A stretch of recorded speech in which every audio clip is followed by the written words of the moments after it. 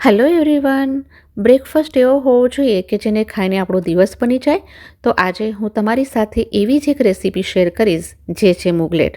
મુગલેટ basically fluffy version છે મગની દાળના ચીલાનું, કે પછી તમે એને પેનકેક પણ કહી શકો છો. મુગલેટ દિલ્હીનું પોપ્યુલર સ્ટ્રીટ ફૂડ છે, જેને તમે ડાયટિંગના ટાઈમ પર પણ ખાઈ શકો છો. પ્રોટીનથી લોડેડ છે અને વેટ વોચર્સના માટે તો બહુ જ બેનિફિશિયલ છે. જો તમે કોઈ નવું સ્ટ્રીટ ફૂડ ટ્રાય કરવા માગતા હો તો આ રેસીપી મસ્ટ ટ્રાય છે. અને એની અંદર જે વેજીસ આપણે એડ કરશું એનાથી એ હોલસમ બની જશે. એટલી લાજવાબ બને છે કે એકવાર ખાધા પછી તમે એને વારંવાર બનાવવાનું પસંદ કરશો. ઘણા બાળકો દાળ અથવા એમાંથી બનતી ડીશ પસંદ નથી કરતા, એમને પણ આ મુગલેટ બહુ જ પસંદ આવશે. તો ચલો આ હેલ્ધી, ટેસ્ટી અને અમેઝિંગ મુગલેટ બનાવવાનું શરૂ કરીએ. મુગલેટ બનાવવા માટે મેં અહીંયા મગની મોગર દાળ લીધી છે. 1 કપમાં 2 ચમચી ઓછી છે. જેટલી ઓછી છે એટલી મેં અડદની દાળ એડ કરી છે. અડદની દાળને કેમ એડ કરી રહી છું એ હું તમને આગળ જણાવીશ. જનરલી મુગલેટ મગની દાળથી જ બનાવવામાં આવે છે. એને 2 થી 3 વાર સારી રીતે ધોઈ લેશું અને 5 થી 6 કલાક માટે પલાળવા માટે મૂકી દેશું. હવે હું અહીંયા લઈ રહી છું વેજીટેબલ્સ. તમે તમારા એકોર્ડિંગ કોઈ પણ લઈ શકો છો. તમને ખાવાના જે ગમતા હોય એ તમે એડ કરી શકો છો. મેં અહીંયા લીધા છે સ્વીટ કોર્ન, ગાજર, કેપ્સિકમ ઝીણા સમારીને, ડુંગળી લીધી છે અને એની સાથે લીલી ડુંગળીના પાન પણ લીધા છે. લીલી ડુંગળીના પાન તમારી પાસે હોય તો જરૂરથી એડ કરજો. એનાથી મુગલેટનો ટેસ્ટ બહુ સરસ આવે છે. અને જે લોકો ડુંગળી નથી ખાઈ રહ્યા એ સ્કીપ પણ કરી શકે છે. અહીંયા મેં બારીક કટ કરેલી કોથમીર લીધી છે. આદુને લચ્છામાં જ કટ કરીને રાખ્યા છે. બીટરૂટને પણ લચ્છામાં કટ કર્યા છે. તમે તમારી પસંદગીના હિસાબે નાના મોટા કટ કરી શકો છો. સાથે લીલા મરચાંને પણ લાંબા અને પાતળા કટ કરી લીધા છે. જોવામાં જેટલું સરસ લાગે એટલી જ ખાવાની મજા વધારે આવે. તો અહીંયા આપણા બધા જ વેજીટેબલ્સ કટ કરીને રેડી થઈ ગયા છે. એને સાઈડમાં રાખી દઈએ. હવે હું અહીંયા બનાવી રહી છું ઝટપટવાળી, તીખી અને મુગલેટ સાથે સર્વ કરવામાં આવે એવી કોથમીરની ચટણી.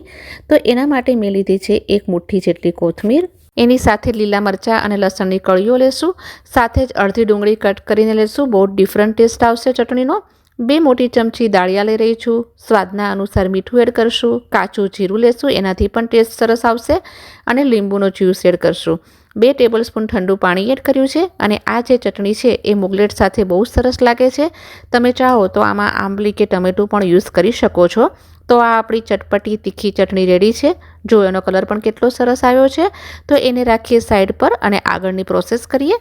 અને દાળ જે છે એ પણ સારી રીતે પલળી ગઈ છે. 5 કલાક માટે મેં એને પલાળી હતી. તો જુઓ એ ફૂલીને ડબલ થઈ ગઈ છે. તો શું કરશું હવે? એનું પાણી નીકાળી લેશું. એમાં બિલકુલ પણ પાણી ન રહેવું જોઈએ. પાણી આપણે ખૂબ જ ઓછું એડ કરીને સ્મૂથ બેટર રેડી કરવાનું છે. તો મેં એને ચાળણીમાંથી ગાળી લીધું છે અને હું અહીંયા એક જ બેચમાં બધી દાળ પીસી રહી છું. જો દાળ વધારે રહે તો 2 બેચીસમાં એને પીસી લેવાની. 2 ટેબલસ્પૂન જેટલું પાણી એડ કરશું. એકદમ વધારે પાણી બિલકુલ એડ ના કરો. તો આ ટાઈપનું સ્મૂથ પીસવાનું છે. દાળ પીસાઈને રેડી થઈ જાય પછી પણ મિક્સીને 1 થી 2 મિનિટ માટે ચલાવો, જેથી દાળ છે એકદમ ફ્લફી થઈ જાય. હવે એને 2 મિનિટ માટે ફેટી લેશું. તો એનાથી મુગલેટ છે એ ખૂબ જ ફ્લફી અને ફૂલેલી અને લાઇટ લાગશે. તો બેટર અહીંયા એકદમ હલકું થઈ ગયું છે. એના કારણે જ મેં અહીંયા અડદની દાળ એડ કરી છે. અડદની દાળથી નેચરલ ફર્મેન્ટેશન થાય છે. હવે હું અહીંયા એડ કરીશ 2 ટેબલસ્પૂન જેટલું પાણી, કારણ કે બેટર મને થોડું ઘટ લાગી રહ્યું છે. કલર સારો આવે એના માટે હળદરનો પાવડર યુઝ કરશું. સ્વાદના પ્રમાણે મીઠું એડ કરશું. હિંગ નાખશું. અડધી ચમચી કાચું જીરું નાખશું. અહીંયા બેટર જે છે એ બહુ વધારે ઘાટું કે બહુ વધારે પાતળું ના હોવું જોઈએ. આવી જ રીતના મીડિયમ કન્સિસ્ટન્સીનું હોવું જોઈએ. જે મુગલેટ છે એ જનરલી બટરમાં જ બનાવવામાં આવે છે, એટલે મેં અહીંયા બટરને પણ મેલ્ટ કરીને રાખી મૂક્યું છે. તમે ચાહો તો તેલમાં કે ઘીમાં પણ બનાવી શકો છો. હવે એક મીડિયમ સાઇઝનું પેન લઈ લેશું. નોનસ્ટિક લેશો તો વધારે સારા રિઝલ્ટ સાથે બનીને તૈયાર થશે. અધરવાઇઝ કોઈ પણ પેનમાં બનાવી શકો છો. થોડુંક બેટર મેં અહીંયા સેપરેટ એક બોલમાં નીકાળી લીધું છે, લગભગ 3 મોટા ચમચા. હવે એમાં હું એડ કરી લઈશ બધા જ વેજીટેબલ્સ જે આપણે કટ કરીને રાખ્યા હતા. જેટલા એક મુગલેટમાં જોઈએ એટલા જ હું એડ કરીશ. 2 ચૂટકી ઈનો ફ્રૂટ સોલ્ટ એડ કરી રહી છું. અડદની દાળ એડ કરી છે અને ફેટ્યું પણ છે, તો એ નેચરલી વધારે હલકું તો થઈ જ ગયું છે. એટલે બહુ વધારે સોડા અથવા ઈનો આમાં યુઝ ના કરવો. અહીંયા તમે અડધી નાની ચમચી ખાવાનો સોડા પણ એડ કરી શકો છો. પેન પણ ગરમ થઈ ગયું છે. તો એની અંદર બટર એડ કરશું અને સરસ રીતે સ્પ્રેડ કરી લેશું. હવે એમાં બેટર એડ કરી લેવાનું છે. પેનમાં જો તમે બેટરમાં બધા શાકભાજી એકસાથે એડ કરી દેશો તો બેટર બહુ જ વધારે પાતળું થઈ જશે, કારણ કે જે શાકભાજી છે એમાંથી પણ પાણી રિલીઝ થશે.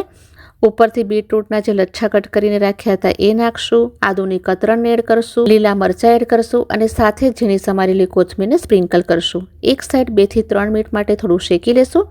એના પછી એને ફ્લિપ કરી લઈએ. લો ટુ મીડિયમ ફ્લેમ પર તમારે એને પકવવાનું છે. થોડું બટર ફરી એડ કરી લેશું. બીજી સાઈડ પણ 2 થી 3 મિનિટ સુધી શેકાઈ જાય પછી એને ફ્લિપ કરી લેશું અને પછી વચમાં આ રીતે કટ લગાવશું. એનાથી શું થશે કે અંદર સુધી સરસ રીતે શેકાઈ જશે, ક્રિસ્પી થશે અને ખાવામાં પણ બહુ સરળ રહેશે. જોવામાં પણ સરસ લાગશે. જે મુગલેટ માર્કેટમાં મળે છે એ આ રીતે જ કરે છે, પણ એમાં બહુ જ ક્વોન્ટિટીમાં બટર હોય છે. મેં 1 ચમચી બટર ઉપરથી એડ કર્યું છે અને આવી જ રીતે એને પલટી રહી છું. બહુ જ આસાનીથી પલટાઈ જશે. અલટતા પલટતા જઈને બંને સાઈડ સારી રીતે શેકી લેશું અને એને ફોલ્ડ કરી લેશું. તો હું સ્ટ્રીટ સ્ટાઇલ સર્વ કરી રહી છું. તો એક બટર પેપર પર લીલી ચટણી સાથે સર્વ કરશું. બહુ જ અમેઝિંગ બને છે. અને જુઓ, બીજો બેચ પણ તવા ઉપર એડ કરી લીધો છે.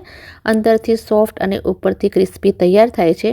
તો જ્યારે પણ તમને નાસ્તામાં કંઈ જ બનાવવાનું ના સૂચે તો આ નાસ્તામાં જરૂરથી સામેલ કરજો. બધાને ખૂબ જ ભાવશે. તો આજનો આ વિડીયો તમને પસંદ આવ્યો હોય તો please like, share and subscribe to my channel. જલ્દી ફરી મળીશ નવા વિડીયો સાથે. Till then take care and thanks for watching.